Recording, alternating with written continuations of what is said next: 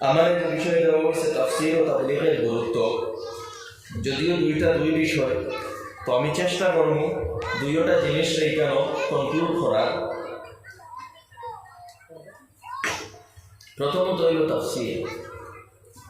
তাফসীর যদিও নাম দেওয়া হয়েছে বা আমার বিষয় দেওয়া হয়েছে, আসলে তাফসীর না, আমি এটাকে কইব কোরআন বা কোরআন বুঝার গুরুত্ব, আমি ওটা কইব। কারণ তাফসীর এটা একটা সেপারেট সাবজেক্ট এবং তাফসীর আমরা উপরে পড়া জরুরি নাই, তাফসীর আমরা শিখা জরুরি নাই, কিন্তু কোরআন পড়া জরুরি, কোরআন বোঝা জরুরি, কোরআন জানা জরুরি। আর তাফসীর হইল গিয়া আরও একটু বিশদভাবে তার উপরে আলোচনা করা হয়, যেটা সবর লাগে জানা জরুরি নাই। ফরজে কিফায়া কিছু সংখ্যক তাফসীর অর্থাৎ মুফাসসির অর্থাৎ কোরআনের এক্সপার্ট হইতে, বাকি সবর কোরআনের এক্সপার্ট হওয়া জরুরি নাই। কিন্তু কোরআন যে আল্লাহ সুবহানাহু ওয়া তাআলা যেটা কইছেন বেসিক লেভেলে সবর লাগে কোরআন বোঝাটা জরুরি। তো এর আগে আমরা বোঝা লাগবো যে কোরআন আল্লাহ সুবহানাহু ওয়া তাআলা এখানে আমরা দিছেন এবং আমরা এই কোরআনের প্রতি দায়িত্বটা কিটা, প্রথমে ওটা আমরা বোঝা লাগবো। তো আল্লাহ সুবহানাহু ওয়া তাআলা মুহাম্মদুর রাসূলুল্লাহ সাল্লাল্লাহু আলাইহি ওয়াসাল্লাম রে সম্বোধন করিয়া ফরমাইতরা, কিতাবুন আনজালনাহু ইলাইকা লিতুখরিজান নাস মিনাজ যুলুমাতি ইলান নূর। হে নবী, আমি আপনার উপরে এই কিতাব অর্থাৎ কোরআন নাজিল করছি যাতে আপনি মানুষরে ভুল রাস্তা থেকে বার করিয়া সঠিক রাস্তায় পরিচালিত করেন, সঠিক রাস্তায় লইয়া আইন। তো বোঝা গেল কোরআন আল্লাহ তাআলা নাজিল করছেন যাতে মানুষে তার জীবন অতিবাহিত করার সঠিক রাস্তাটা পায়। অন্য জায়গায় আল্লাহ সুবহানাহু ওয়া তাআলা যেটারে ফরমাইছেন হুদাল লিন-নাস, সমগ্র মানব জাতির লাগি হিদায়ত স্বরূপ। হিদায়ত মানে কিটা? হিদায়ত অর্থ হইল সঠিক রাস্তা, যে রাস্তায় চললে আপনি জান্নাত পর্যন্ত পৌঁছিতে পারবা, যে রাস্তায় চলিয়া আপনি আল্লাহরে রাজি করতে পারবা, যে রাস্তায় চলিয়া আপনি আল্লাহরে খুশ করতে পারবা, সেই রাস্তা হইল হিদায়ত। আর এই হিদায়তের উপরে চলা, হিদায়ত পাওয়া, এটা আমরা লাগি জরুরি। আর এর লাগি আল্লাহ সুবহানাহু ওয়া তাআলা আমরারে নামাজের মধ্যে হিদায়তের দোয়াটা ওয়াজিব করিয়া দিয়েছেন। সূরা ফাতিহা এটা হিদায়তের দোয়া, এটা প্রত্যেক নামাজও পড়া ওয়াজিব, না পড়িলে নামাজ হইতো না। আর আমরা এখানে দোয়া করি, দুর্ভাগ্যের ব্যাপার আমরা কোরআন বুঝি না বা বুঝার চেষ্টা করি না। যদি বুঝিয়া পড়িতাম তাহলে কত ভালো আসলো। আমরা দোয়া করি আল্লাহ তাআলার কাছে, ইহদিনাস সিরাতাল মুস্তাকিম, আল্লাহ আমরা সঠিক রাস্তা দেখা, ও হিদায়তের দোয়া। এবং যেটা প্রত্যেক নামাজও প্রত্যেক রাকাত আমরা এই দোয়া করি আল্লাহর কাছে। এবং এই দোয়া আল্লাহ তাআলা আমরা শিখাইয়া দিয়া একটা মেসেজ ওটা দিতে চাইতরা যে হিদায়তের ব্যাপারে মনো আকাঙ্ক্ষা রাখা, মনো চাহত এবং খাহিশ রাখা, এটাও আমরা লাগি জরুরি। কারণ কোনো জিনিসের খাহিশ, আকাঙ্ক্ষা, ইচ্ছা যখন দিলের মধ্যে আইব তখন সেই জিনিস অর্জন করার লাগে আমরা চেষ্টা করব। তো দোয়ার মাধ্যমে আল্লাহ তাআলা শিখাইছে, কারণ দোয়া মানুষের ও জিনিসের করে যেটার দিলর ভিতরে তার একটা তড়প থাকে, একটা খাহিশ থাকে, ও জিনিসের দোয়া মানুষে করে। তো হিদায়তের একটা খাহিশ থাকতো যে আমি দুনিয়ার জমিনও আইছি, আমি এখানে আল্লাহর হুকুম মোতাবিক চলতাম, আল্লাহরে রাজি করতাম, ওটা আমার উদ্দেশ্য। আল্লাহ আমার সেই রাস্তা চলারে আসান করে দেও, আমার সেই রাস্তা আপনি চালাইয়া দেও। এই দোয়া আমরা আল্লাহ তাআলার কাছে করিয়া। তো যাই হোক, আমি লম্বা আলোচনা যাইতাম না। তো আমরা দোয়া করছি হিদায়তের দোয়া। এই দোয়ার উত্তর স্বরূপ আল্লাহ সুবহানাহু ওয়া তাআলা সূরা কুরআন আমাদের সামনে তুলিয়া রাখছো যে বান্দা, তুমি খুঁজিছো আমার কাছে যে তুমি সঠিক রাস্তা পাইতায়। ও এরপর সূরার মধ্যেও প্রথমে আল্লাহ তাআলা ভূমিকার মধ্যে কথা কইতরা, জালিকাল কিতাব লা রাইবা ফি, তুমি হিদায়াতের দোয়া পছলায়, এই নেও সেই কিতাব যেখানে কোনো সন্দেহ নাই, হুদাল লিল মুত্তাকিন, আর এখান মুত্তাকিন হলো লাগি হিদায়াত। তুমি হিদায়াত খুঁজিস নাই, ও নেও হ্যাঁ যে মুত্তাকিন অর্থাৎ সতর্কতামূলক জীবন অতিবাহিত করব, বুঝি শুনি জীবন অতিবাহিত করব, গুনাহ থেকে বাঁচিয়া জীবন অতিবাহিত করব, হকের উপরে চলার ইরাদা লইয়া যে জীবন অতিবাহিত করব, তার লাগি এখানে হিদায়ত আছে। অর্থাৎ সেই কালটাকে সঠিক রাস্তা পাইব, আর সঠিক রাস্তা পাইয়া এই কোরআনকে কেউ যদি অনুসরণ করিয়া চলে, সে তার দুনিয়ার জীবনেও সফল হইব, আখিরাতেও সফল হইব। তো আমরা বুঝলাম যে কোরআনে পাক আল্লাহ সুবহানাহু ওয়া তাআলা ফাটাইছেন দুনিয়ার জীবন পান কিভাবে আল্লাহর রাজি করিয়া অতিবাহিত করা যায়, দুনিয়ার জীবন পান কিভাবে আল্লাহর মর্জির মোতাবেক অতিবাহিত করা যায়, ওটা আমরা কোরআনে শিখাইয়া দিছে যাতে আমরা সঠিক রাস্তা পাই এবং আখিরাতে আমরা সফল হই। কোরআন ও রাসূলের উদ্দেশ্য ওটা। দুর্ভাগ্যবশত আমরা না তো আমরা জীবনের উদ্দেশ্য বুঝছি, না তো কোরআনের উদ্দেশ্য বুঝছি। আমরা জীবনের উদ্দেশ্য আমি একটু আগে যেটা কইছি, আল্লাহ সুবহানাহু ওয়া তাআলা আমরারে দুনিয়াত পাঠাইছেন তান বন্দেগী তান দাসত্ব করার লাগি, অর্থাৎ আমরা জীবনকান আল্লাহর মর্জির মোতাবেক অতিবাহিত হইতো, আমার মর্জি মতো না।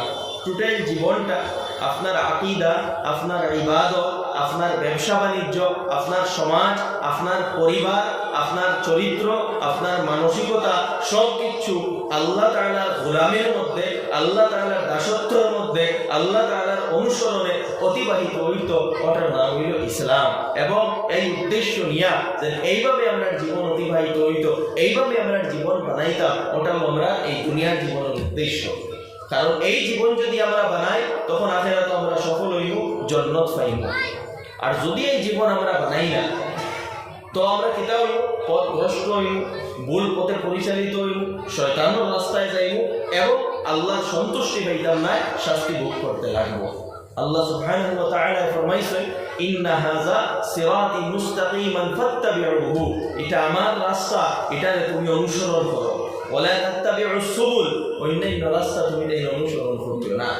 আমার পুস্তক আমরা এই দুনিয়ার জীবনের উদ্দেশ্য পয়সা কামানি না, গড় বাড়ি বানানি না, বালা জীবন অতিবাহিত করা না। অবশ্যই এগুলা জরুরত হিসাবে আপনি পয়সাও কামাইতা, চাকরিও করতা, বিজনেসও করতা, জমিনও লইতা, সব কিছু করতা, কিন্তু আপনার জেহেন মাথাতেও কথা রইত যে আমার জীবনের উদ্দেশ্য আল্লাহরে রাজি করা এবং তার কথা মতো জীবন অতিবাহিত করা। ওটা হইল গিয়া আমরা জীবনের উদ্দেশ্য। আর এর লাগি আল্লাহ সুবহানাহু ওয়া তাআলা আমরা কোরআন দিছেন। কারণ কিভাবে চললে আল্লাহ রাজি হইবা এটা তো আমরা আখিরে খুঁজাইয়া বার করতাম পারতাম না। আপনারা একটু সামনের দিকে আইবেন না, আপনারা কিছু সামনের দিকে আইবেন না। দেখা যায় ফাঁক দেখা যায়, এই ফাঁক দেখা একটা অসুবিধা আছে, কিরকম লাগে হয়তো শয়তান দিকেই তো পারে।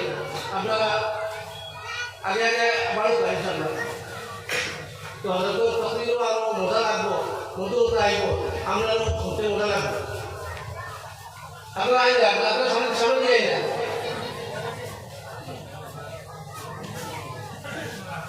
সামনে দিয়ে আইলে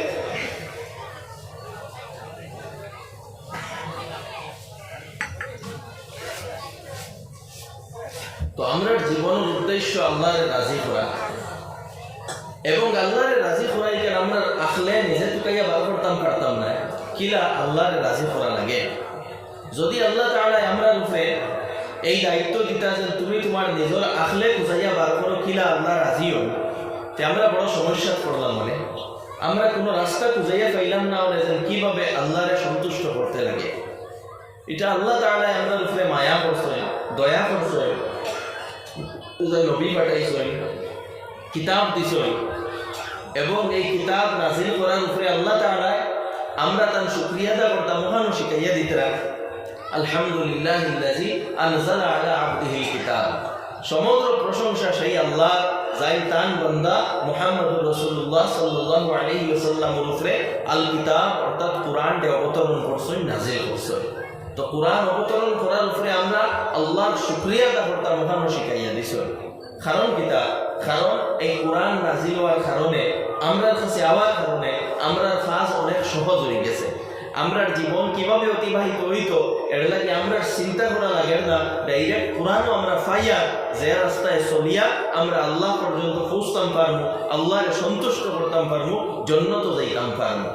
যার কারণে এই কোরআন হইল আল্লাহর মহব্বত ভরা একটা পেগাম, একটা মহব্বত ভরা বার্তা, আল্লাহ তাআলার এক দয়ার বার্তা আমরা প্রতি, যেটা আমরা লাগে জরুরি হইল আমরা এটা বুঝতাম এবং এটাকে গ্রহণ করতাম এবং এটারে জীবনে বাস্তবায়িত করতাম।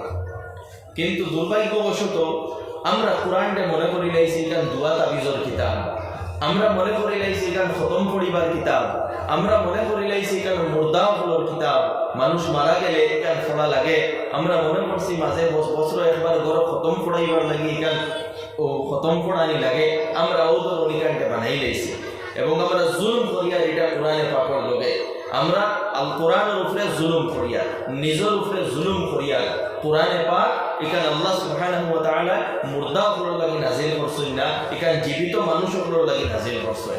আর এখানে জিন্দা কিতাব এখানে যে 1400 বছর আগে নাজিল হয়েছিল, 1400 বছর আগে নাজিল হওয়ার কারণে এখান যে আইস্কুল জমানা এখান চলতো না এরকম নাই, এখান কিয়ামত পর্যন্ত প্রাসঙ্গিক, কিয়ামত পর্যন্ত রেলিভেন্ট, কিয়ামত পর্যন্ত এখানে হিদায়ত দিতে থাকবো। এটা কোরআনের মুজিজা, কোরআন আল্লাহ তাআলার একটা মুজিজা। হযরতে আল্লাহ রাসূল আলাইহিস সালাতু ওয়াস সালাম ফরমাইছেন ফীহি নাবাউ মা ক্বাবলাকুম ওয়া খাবারু মা বা'দাকুম, এখানে তোমাতান আগর ঘটনা হলো আছে এবং তোমাতান বাদর ঘটনা হলো আছে। আগর ঘটনা তো বুঝলাম, বিভিন্ন নবী হলোর ঘটনা বর্ণনা করা হয়েছে। বাদর ঘটনা কিতা?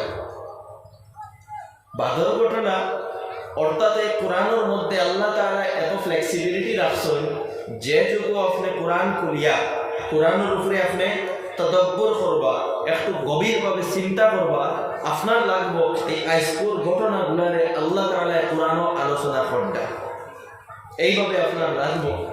হযরত আলী রাদিয়াল্লাহু তাআলা আনহু ফরমাইছেন লা তাবলা জিদ্দাতুহু ওয়া লা তানকাদি আজাইবুহু, কোরআনের নতুনত্ব কোনোদিন শেষ হয় না, কোরআনের আনুকা খতা কোনোদিন শেষ হয় না। কোরআন সব দিন নতুন।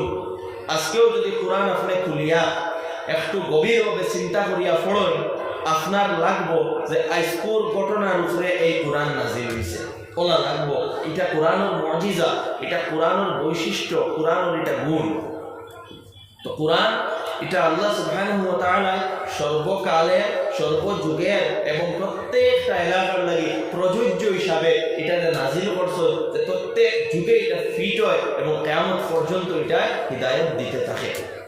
কিন্তু দুর্ভাগ্যবশত আমরা কোরআনকে মুর্দাগুলোর কিতাব বানাই লাইছি। আমি বারে বারে কইয়া কোরআন মুর্দাগুলোর লাগি আল্লাহ নাজিল করছেন না, কোরআন দোয়া তাবিজর লাগি আল্লাহ নাজিল করছেন না, কোরআন নাজিল করছেন হিদায়াতর লাগি। এখান হিদায়াতর কিতাব, এখান জিন্দাগুলোর কিতাব। আপনি যারা জীবিত মানুষ, আপনি আপনার জীবন কোরআনকে জিকাই জিকাই অতিবাহিত করতা, ও কারণে কোরআনকে নাজিল করা হয়েছে। আপনার প্রত্যেকটা সিদ্ধান্ত কোরআনকে জিকাই আপনি লইতা, আপনার প্রত্যেকটা কাজ কোরআনকে জিকাই আপনি করতা, আপনার প্রত্যেকটা স্টেপ কোরআনকে জিকাই আপনি উঠাইতা, তখন আপনি প্রকৃত অর্থে মুসলমান হইবা। তো এর লাগি আমরা উপরে জরুরি হইল প্রথমত এই কোরআনের তিলাওয়াত শিখা, কোরআনের লগে আমরা সম্পর্ক স্থাপন হইত, কোরআনের তিলাওয়াত হইত। আল্লাহ সুবহানাহু ওয়া তাআলা এই কোরআনের মধ্যে এই মুজিজা রাখছেন যে নিকান আনা বুঝিয়া পড়িলেও আপনি সওয়াব পাইবা। অন্য কোনো কিতাব আনা বুঝিয়া পড়িলে সওয়াব নাই, কিন্তু কোরআনে পাক কেউ যদি না বুঝিয়াও পড়ে তার মধ্যে সওয়াব আছে। আর শুধু সওয়াবও নাই, আল্লাহ রাসূল আলাইহিস সালাতু ওয়াস সালামে অতখান পর্যন্ত ফরমাইছে যে মানুষে কোরআন দ্বারা যতখান আল্লাহর নৈকট্য লাভ করতে পারবো, অন্য কোনো জিনিসের দ্বারা আল্লাহর ততখান নৈকট্য লাভ করতে পারতো না। কোরআনের তিলাওয়াতের মধ্যে এই আসর আছে, আপনার অন্তর সাফ হইব, আল্লাহর লগে সম্পর্ক স্থাপন হইব, সওয়াব হইব। কোরআনের তিলাওয়াত সবচেয়ে উত্তম জিকির। তাই আমার দুস্থ হল, আমার যুবক ভাই হল, আমি সকলে অনুরোধ করব, যারা আমরা কোরআনের তিলাওয়াত জানি না তাড়াতাড়ি কোরআনের তিলাওয়াত শিখেন। আপনার মসজিদ ইমাম সাহেব আছে, দারুল মাদ্রাসা আছে, হুফাজে কেরাম বলা আছে, যার কাছে গিয়া আপনি সময় পাই, আপনি টিউশন রাখুন, রাখিয়া কোরআনে পাকের তিলাওয়াত শিখুন। নতুবা আমরা আফসোস করা ছাড়া কিচ্ছু থাকতো না। কারণ এক মুসলমান আর যদি কোরআনের তিলাওয়াত জানে না, আমার ওখান বুঝা হয় না যে কোন ডেফিনেশনে তারা ইসলামের ভিতরে ফেলাইতাম, কোন হিসাবে মুসলমান হইতাম। এক মুসলমান এবং কোরআনের তিলাওয়াত জানে না, সে আবার কোন লেভেলের মুসলমান হইব?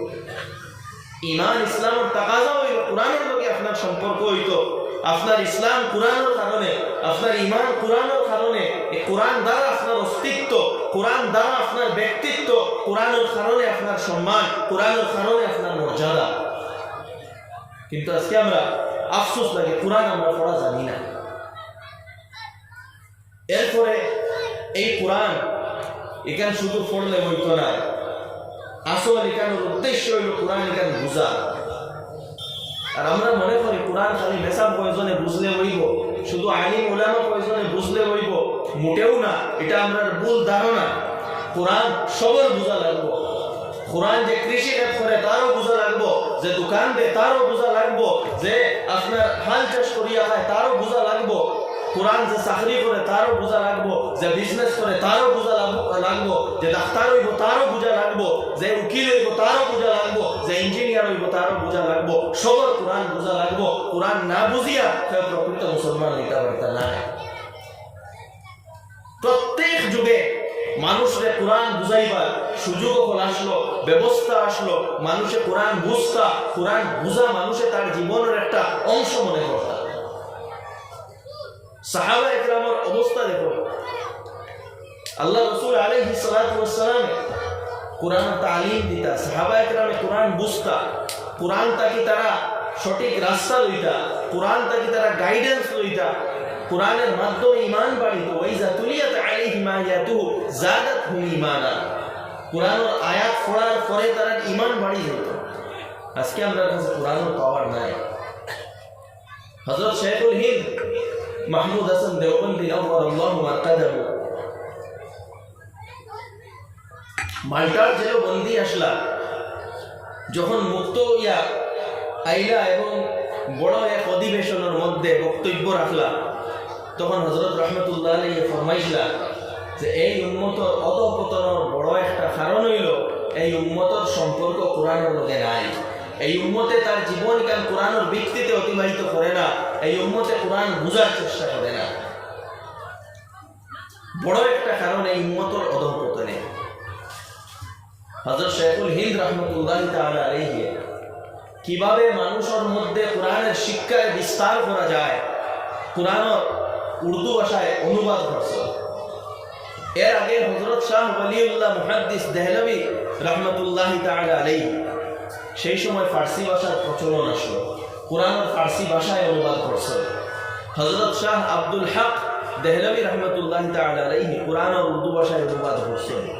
এরপরে আমরা অনেক কাদের হযরত থানভী আলাইহি রাহমা, হযরত আব্দুল মাজিদ দরিয়াবাদী আলাইহি রাহমা, হযরত মুফতি শফি সাহেব রাহমাতুল্লাহি তাআলা আলাইহি, হযরত মুফতি তাকি উসমানী সাহেব দামাত বরকাতুহু, অসংখ্য উলামা মুহাদ্দিস আমরা কাদের সবে কোরআনের অনুবাদ করছে। বিভিন্ন ভাষায় কোরআনের অনুবাদ হইছে। এগুলা লাইব্রেরি ফালাই আকবার লাগে অনুবাদ হইছে না, এগুলা অনুবাদ হইছে। আমরা যারা পড়া জানি কোরআন পড়িতাম, কোরআন বুঝার চেষ্টা করতাম, আল্লাহর কালাম গান বুঝতাম। যে আমরা নামাজও পড়ি আলহামদুলিল্লাহি রাব্বিল আলামিন কিতাবুল ইয়ারিকান, আমরা নামাজও পড়ি আলাম তারা কাইফা ফাআলা রাব্বুকা বিআসহাবিল ফিল। ওইখানে কিতাব হইয়া এখানে সবার লাগে আমরা বোঝা জরুরি। কোরআন যদি আমরা বুঝি, কোরআন যদি আমরা বুঝার চেষ্টা করি, আজকে যে কঠিন পরিস্থিতি, যে একটা ভয়ঙ্কর পরিস্থিতি এবং চতুর্দিক থেকে অত্যাচার জুলুমের পরিবেশ সৃষ্টি করা হয়েছে, কুফর শিরকের যে উত্থান আমরা সামনে, যেগুলো দেখে অনেক মানুষ ডরাইতরা। যদি কোরআনের জ্ঞান আপনার কাছে থাকতো, যদি কোরআনের আয়াতগুলোর উপরে আপনার তাদাব্বুর করতা, চিন্তা করতা, গভীরভাবে অধ্যয়ন করতা, তাহলে এই কুফর শিরকের উত্তরণ দেখিয়া আপনি ডরাইলা না অনেক, বরং আপনি আরো আশাবাদী হইলা অনেক যে কুফর বাড়ে, শিরক বাড়ে, মতলব আল্লাহ সুবহানাহু ওয়া তাআলার গায়বী নিজাম অ্যাক্টিভেট হইব এবং আল্লাহ সুবহানাহু ওয়া তাআলার সেই গায়বী নিজাম অ্যাক্টিভেট হইয়া এই কুফর শিরকের যে উত্তরণ, এটা কিতা যেহেতু উত্তরণ, এর অর্থ অতি সত্তর ইনশাআল্লাহ ইনসাফের বিজয় হইব। এটা কোরআনের পরিভাষা, আমার পরিভাষা না। কোরআনে এই মেসেজ আমরা দিছে, যখন জুলম চরম সীমার উত্তানে পৌঁছে যায়, অন্যায় চরম সীমার উত্তানে পৌঁছে যায়, আপনার কুফর শিরক চরম সীমার উত্তানে পৌঁছে যায়, কোরআনের পরিভাষা হইল সেই সময় আল্লাহ তাআলার তরফ থেকে পরিবর্তন আয়। বাকি কিভাবে পরিবর্তন আইব, এর লাগি মেহনত কতমান করা লাগবো, কুরবানি কিভাবে দেওয়া লাগবো, সেটা আলাদা বিষয়। এই ব্যাপারেও বিস্তারিত বর্ণনা আছে, কিন্তু চেঞ্জিং আইব। তো কোরআন যারা পড়ে, কোরআনের উপরে যারা দৃষ্টি রাখে, এরা ঈমান সবসময় মজবুত থাকে। যত বড় থেকে বড় চ্যালেঞ্জ হোক না কেন, বড় থেকে বড় চ্যালেঞ্জে এরা ইমানডে আপনার হারাইতে পারে না, এরা ইমানডে পরাজিত করতে পারে না, এরা ইমানডে কমজোর করতে পারে না। যেটা আমরা উদাহরণস্বরূপ দেখতাম পারি ফিলিস্তিনের মুসলমান হল ইমান। তারা ইমান এনে মজবুত কারণ তারা কোরআনের সবচেয়ে বড় আলিম, তারা ছোট বাচ্চা একটা কোরআন সবচেয়ে বেশি জানে, তারা ডাক্তারে কোরআন অতখান জানেন হয়তো আমরা উলামা একরামে অতখান জানি না, তারা ইঞ্জিনিয়ারে কোরআন অতখান বুঝেন হয়তো আমরা যতখান কোরআন বুঝি না, কারণ তারা ফিল্ডে কোরআন পড়ি, তারা আমরা লাইব্রেরি পড়িয়া। কোরআন এক জিন্দা কিতাব, আইজও জিন্দা কিতাব, আইসকুর আপনার গাইডেন্স কোরআনে দিয়া দিব।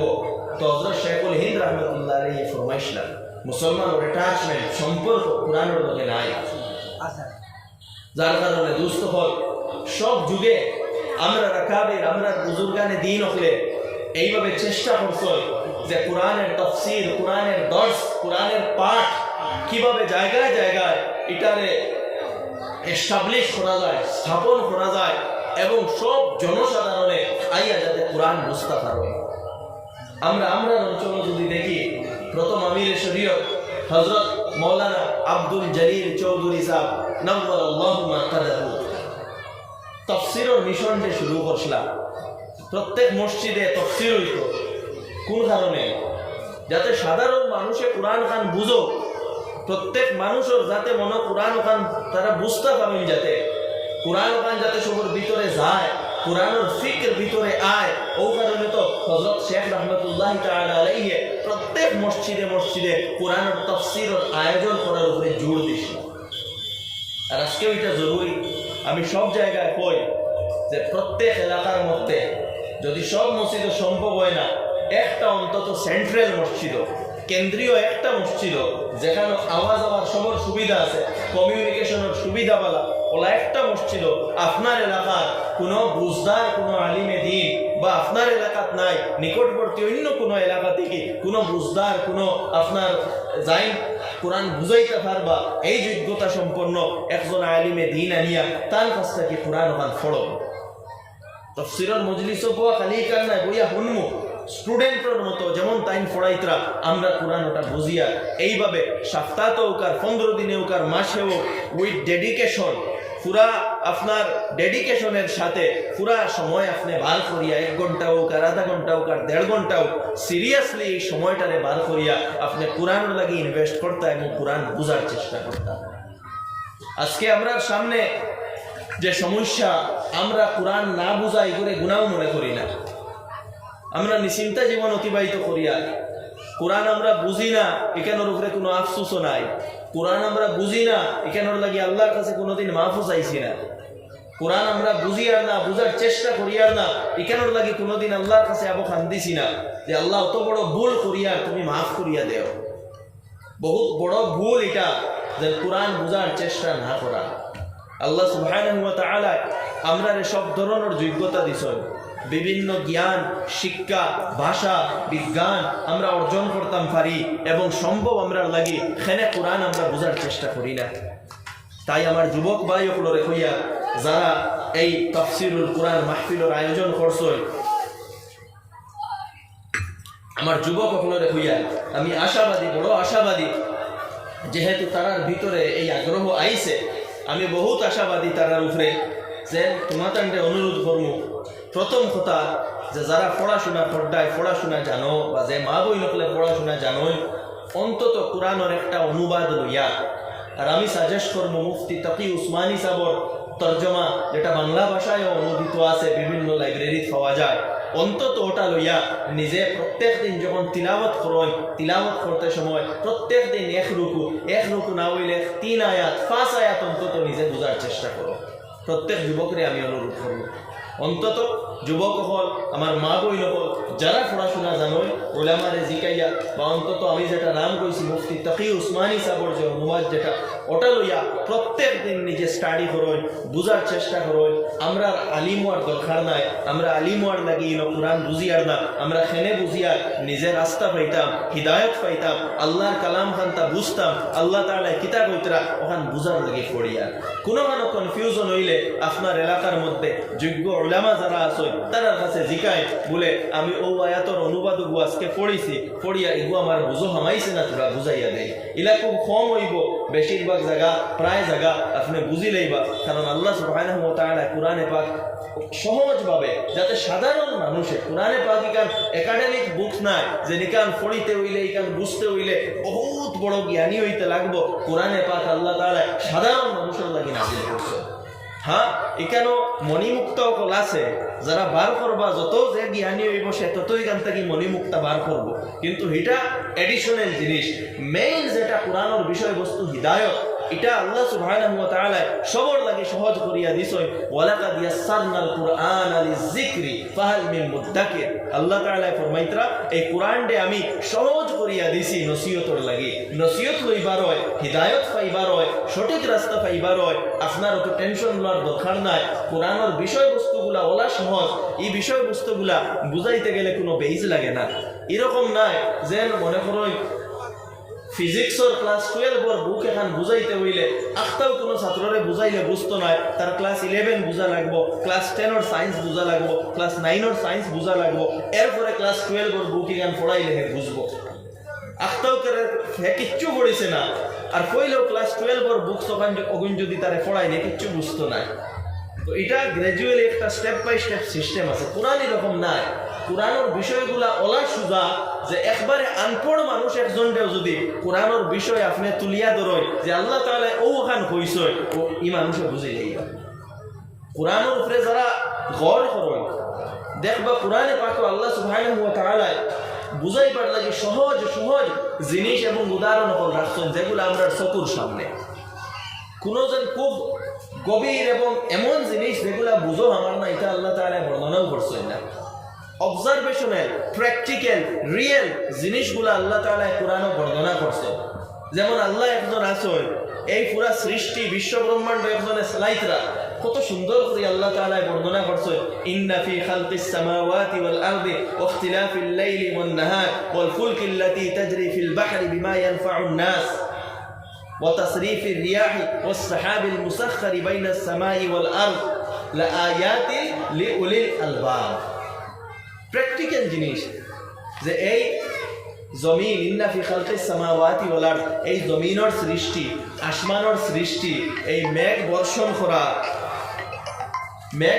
করা এরপরে হাওয়া চলা এরপরে সাগরের মধ্যে বা নদীর মধ্যে নৌকা চলা লাকড়ি আপনি দিলে ডুবি যাইব নৌকা বানাইলে এখানে আবার বাই যায় লুয়া ডুবি যাইব এখান জাহাজ বানাইলে এখানে আবার বাই যায় এখানে আবার চলে হাওয়া চলা আসমানো মেঘ চলে এক জায়গা থেকে আরেক জায়গায় যার মেঘ বর্ষণর এই যে পুরো একটা সিস্টেম চলে এটার মধ্যে কিতা আল্লাহ তাআলা ফরমাইতরা আয়াত নিশানি সকল আছে লিউলিল আলবাব যারা বুঝেন যারা বুঝ আছে যারা সমঝ আছে অর্থাৎ একবারে প্রকাশ্য প্র্যাকটিক্যাল জিনিসগুলো আল্লাহ তাআলা তুলিয়া ধরছে যে আল্লাহ একজন আছে এখানে বুঝতে আপনার দূরই যাওয়া লাগতো না আপনি যেগুলা দেখতরা ওগুলা সামনে রাখি একবার চিন্তা করই এটা জিনিস কিটা অটোমেটিক হয়ে যাইব এই জমিন অটোমেটিক হয়ে যাইবনি এই বাতাস অটোমেটিক চলি যাইবনি মেঘ অটোমেটিক বনি যাইবনি অত সিস্টেমাইজ এন্ড কাস্টমাইজ ওয়েতে মেঘ বর্ষণ হওয়া এগুলা কিটা অটোমেটিক হয়ে যাইবনি এই পুরো বিশ্ব ব্রহ্মাণ্ড আজকে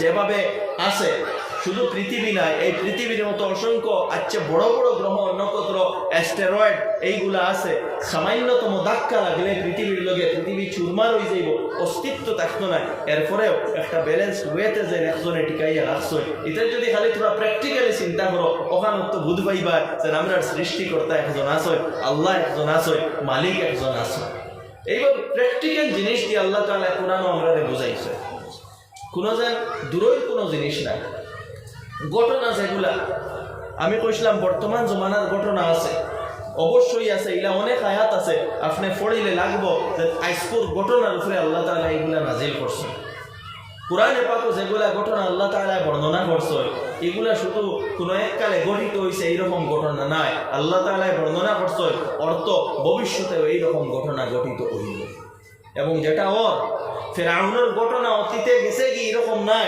ভবিষ্যতেও ফেরাউন আইবা এবং ভবিষ্যতেও ফেরাউনের মতো কাজ হইব যেটা আল্লাহ তাআলা ফরমাইছে ইন্না ফিরাউনা আলা ফিল আরদ ফেরাউনে এই জমিনে অহংকার করছিল আপনি আজকেও দেখতরা একগুলো অহংকার খড্ডা নিজের বড়ত্ব জাহির খড্ডা তারার সামনে আইন কানুন সংবিধান কোর্ট কোনো কিছুর মূল্য নাই, শুধু তারার পাওয়ার তারার সংখ্যা গরিষ্ঠতা ওটার মূল্য।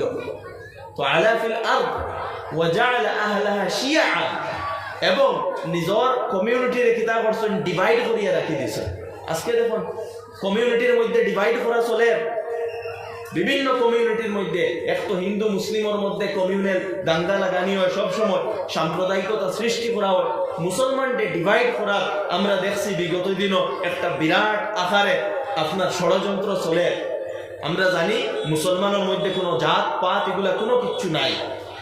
হ্যাঁ, যেগুলা কিছু জাত পাত কিছু মানুষে করেন, কিছু মুসলমান হলে এগুলাও কারণে করেন যে তারার মাঝে দিনদারি নাই, তারার মাঝে কোরআন নাই, তারার মধ্যে সুন্নত নাই। যারাও মুসলমান হলে জাত পাতর কথা কইন, আমরা উস হেরা নিস এরকম কথা কইন, এরার মধ্যে কিতা, এরার মধ্যে ইসলাম নাই, এরার মধ্যে দিন নাই। আল্লাহ তাআলা ফরমাইছেন ইন্না খালাকনাকুম মিন যাকারিন ওয়া উনসা ওয়া জাআলনাকুম শুউবান ওয়া কাবাইলা লিতাআরাফু। এক আদম এক হাওয়া তাকে আমি তোমাদের সবরে বানাইছি, আর উসনিসটা কিচ্ছু নাই। ইন্না আকরামাকুম ইনদাল্লাহি আতকাকুম, যে তাকওয়াওয়ালা হইব, যে দিনদার হইব, তার মর্যাদা আল্লাহ তাআলার কাছে বেশি।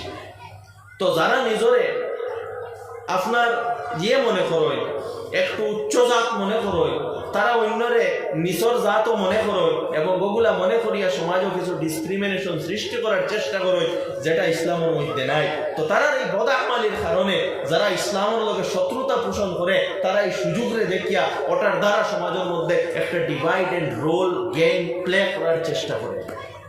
আমরা সবর বোঝা লাগবে, সবর আমরা দোষ আছে, সবর ভুল আছে, সবর গলতি আছে, আমরা দোষ ভুল গলতি ওগুলারে সংশোধন করতে লাগবে। তো ফিরআউনও কিতা করছিল, এইভাবে ডিভাইড এন্ড রোল করছিল, আজকেও চলে এগুলা। ইয়াস্তাদঈফু তাইফাতাম মিনহুম, ফিরআউনে তার কমিউনিটির মাঝে এক গ্রুপের সব সময় টার্গেট করত এবং দাবাইয়া রাখতো। আজকেও দেখো দেশের মাঝে কোনো এক কমিউনিটির দাবাইয়া রাখা অর্জিনা না। তো কোরআন আজকের কিতাব কিভাবে হইল না? আজকের ঘটনা কোরআনে বর্ণনা করে খালি ফিরআউনের ক্যারেক্টার বদলাই দে, ফিরআউনের জায়গা তো অন্য নাম লইয়াই, বাকি তো সেম অবস্থা। তো কোরআনের যে অবস্থা অতীতে গঠিত হইছে, এই অর্থ নাই যে এটা শুধু অতীতে হইছে, এই ঘটনা ভবিষ্যতে হইব, এবং এই ঘটনা থেকে বাড়িতে কিরকম লাগে, অতীতে যেভাবে বানানি হয়েছে ভবিষ্যতেও সেইভাবে বাড়িতে লাগবো, এই নির্দেশ কোরআনে পাকে দিয়া দিছে। আমরা দূর সখান যেন আমরা কোরআন বুঝি না, বুঝার চেষ্টা করি না, কোরআনের উপর তাদাব্বুর করি না, গৌর করি না, চিন্তা করি না। কোরআনে যে মিজাজ, যে আদর্শ, যে চিন্তাধারা, যে মানসিকতা আমরার মধ্যে ডেভেলপ করার চেষ্টা করছে, সেই দিকে আমরা চিন্তা করি না। আমি অনুরোধ করি আমার যুবক সকলের বিশেষ করি যে কোরআনের অনুবাদ লও, মা বই সকলের লইয়া দেও, যারা পড়াশোনা জানোই, আর কিছু সময় আধা ঘন্টা পড়ার সময় দেও, যেন আমি বুঝি আল্লাহ তাআলা কিতা ফরমাইছেন।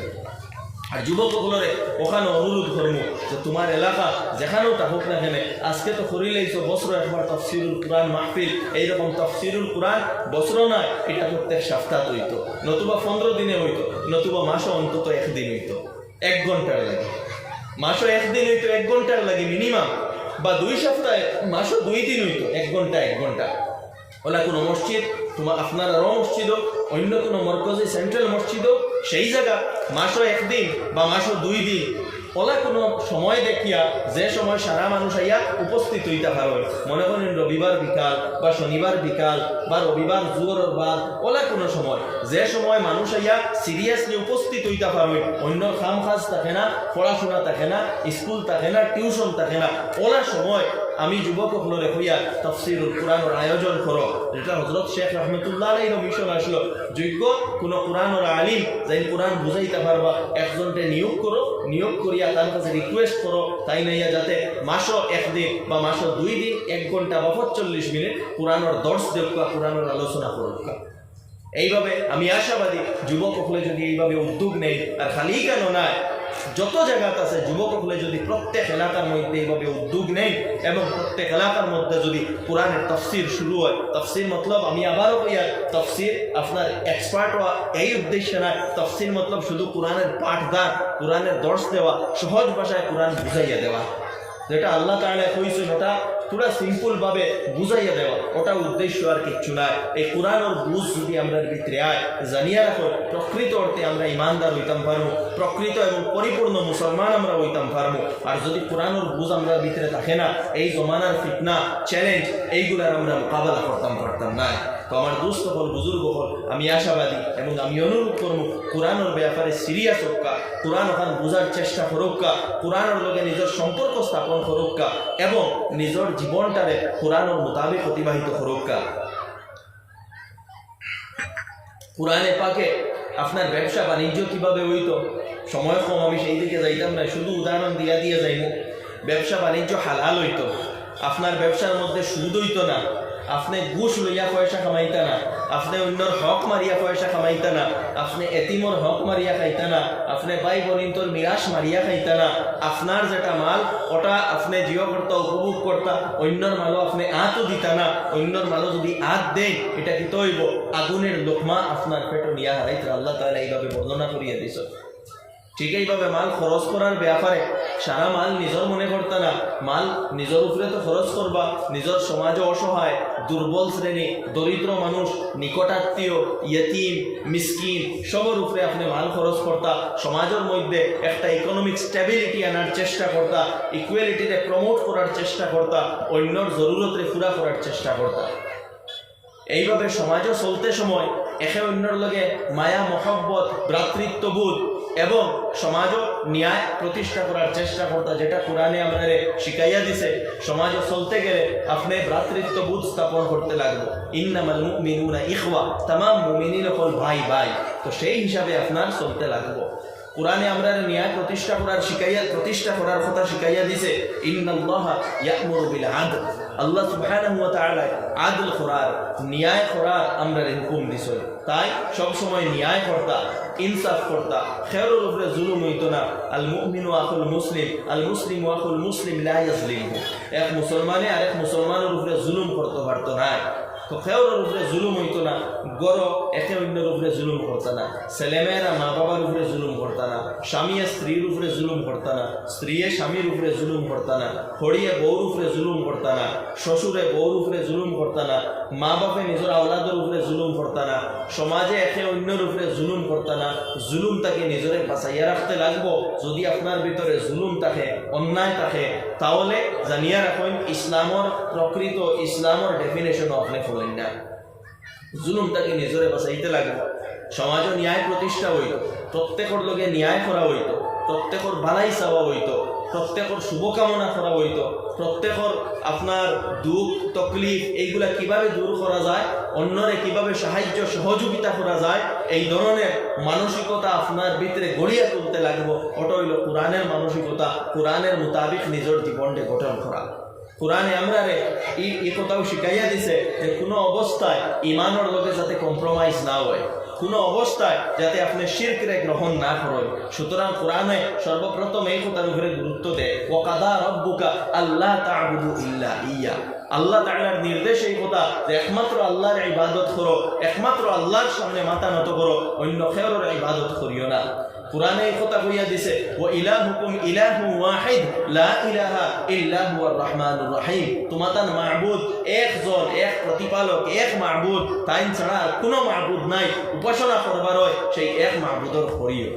এইগুলা আজকে বর্তমান সময়ের লাগে এত বেশি প্রযোজ্য, এত বেশি প্রাসঙ্গিক, যে সময় বিভিন্ন আইন কানুন বানানিও যে আপনারা কিভাবে মুশরিক বানানি হইতো, আপনার ইমান কিভাবে লুঠিয়ে নেওয়া হইতো, আপনার দিনটাকে কিভাবে দূর করা হইতো, আপনার দিনের উপরে আমল করাতে কিভাবে আটকাইয়া রাখা হইতো, আপনারে কিভাবে বিভিন্ন মূর্তির সামনে নিয়ে মাথা নত করানি হইতো, আপনারে বিভিন্ন ফটোর সামনে মালা ফিন্দানি লইয়া হাত জোড় করানি হইতো, যেভাবে চতুর্দিক থেকে এর উপরে আপনার চেষ্টা চলে, প্রচেষ্টা চলে।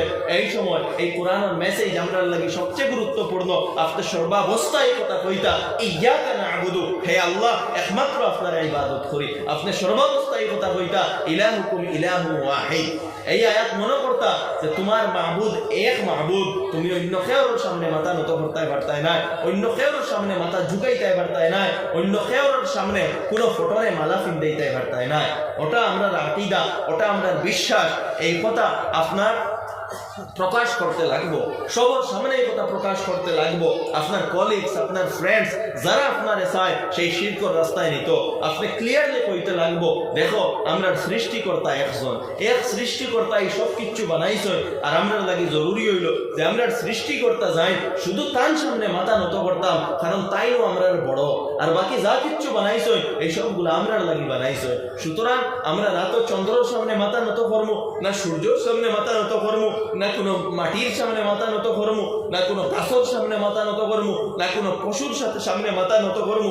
এই সবগুলো তো আমরা ছোট, আমরা ইনফেরিয়র, আমরা আল্লাহ তাআলা বানাইছেন আশরাফুল মাখলুকাত, এবং আমরা থেকে বড় একমাত্র সেই সৃষ্টিকর্তা আল্লাহ রাব্বুল আলামিন। তো আমরা শুধু তার সামনে মাথা নত করবো, অন্য কেউর সামনে আমরা মাথা নত করতাম পারতাম না, আমরা লাগিয়ে পারমিশন নাই।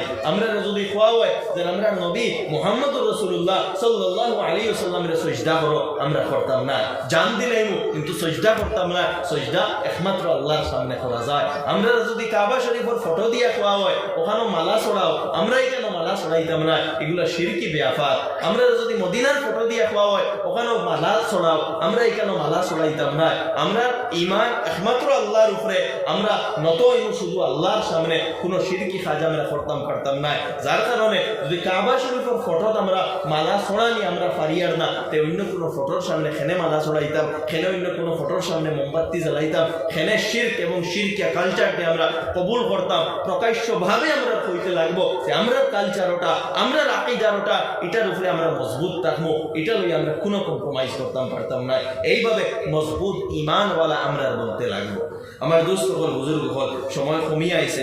আরেকটা বিষয় আসলে এখানে তবলিগের ব্যাপারে আমি বেশ আলোচনা করার যাইতাম না। হ্যাঁ, আল্লাহ রাসূল আলাইহিস সালাতু ওয়াস সালামে যখন বিদায় হজ এবং বিদায় হজের ভাষণ দিসলা, অনেক গুরুত্বপূর্ণ কথা হয়েছে।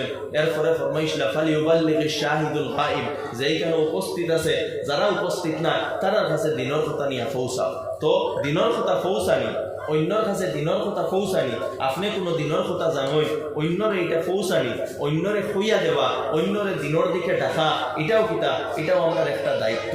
কুরআনে পাকে আমরা দেখা হয়েছে শ্রেষ্ঠ উম্মত, কুনতুম খায়রা উম্মাতিন উখরিজাত লিন-নাস তা'মুরুনা বিল মা'রুফ ওয়া তানহাউনা আনিল মুনকার। তুমি তাই সমাজ সংস্কারমূলক কাজ করতায়, ভালো কাজের আদেশ দিতায়, ভালো কাজের প্রমোট করতায়। তবলিগ বলতে ভালো কাজের প্রমোট করা, সমাজের মধ্যে ভ্রাতৃত্ববোধ স্থাপন করো, ন্যায় প্রতিষ্ঠা করো, শিক্ষার প্রচার করো, দিনদারিরে বাড়াও, তাকওয়া কিভাবে বাড়ানো যায় এই ব্যাপারে চিন্তা করো, মানুষের মধ্যে কিভাবে ভালো মানসিকতা, উত্তম আদর্শ, উত্তম চরিত্র কিভাবে গঠন করা যায়, মানুষের ভিতরে দায়িত্বশীলতা কিভাবে আনা যায় সেই ব্যাপারে চিন্তা করো। ওয়াতানহাউনা আনিল মুনকার, সমাজ থেকে অন্যায়, অত্যাচার, পাপাচার, খারাপ কাজ, অন্যায়, অপরাধ, এই সবগুলারে সমাজটাকে নির্মূল করো। এগুলা সমাজটাকে নির্মূল করা, ড্রাগস হইলে নির্মূল করো, বেহায়াই, নির্লজ্জতা, আপনার মদ, ড্রাগস, জুয়া, সুদ, ঘুষ, দুর্নীতি, এইগুলারে কিভাবে সমাজ থেকে দূর করা যায় সেইভাবে সচেতন সচেষ্ট এইটা কিতা, এটা আমরা দায়িত্ব। তবলিগ হইল আপনি যে দিনের জ্ঞান যেটা জানোই ওটা অন্যের কাছে আপনি পৌঁছাইতা, সমাজের মধ্যে দিনটা প্রমোট করতা, মানুষের কাছে দিনের কথা পৌঁছাইতা, দিনের দিকে ডাকিতা। তো তবলিগের ব্যাপারেও কিভাবে দিনের কথা পৌঁছানি যায় এক মেহনত চলে। আমরা হযরত মৌলানা শেখ ইলিয়াস সাহেব রহমতুল্লাহি তাআলা আলাইহি এই তবলিগের মেহনত শুরু করছিলা, ইমানের মেহনত শুরু করছিলা, যাতে যে যুগে ইমান সবচেয়ে বেশি বিপর্যস্ত এবং চ্যালেঞ্জের সম্মুখীন, সেই যুগে কিভাবে আপনি আপনার ইমানের হেফাজত করতা।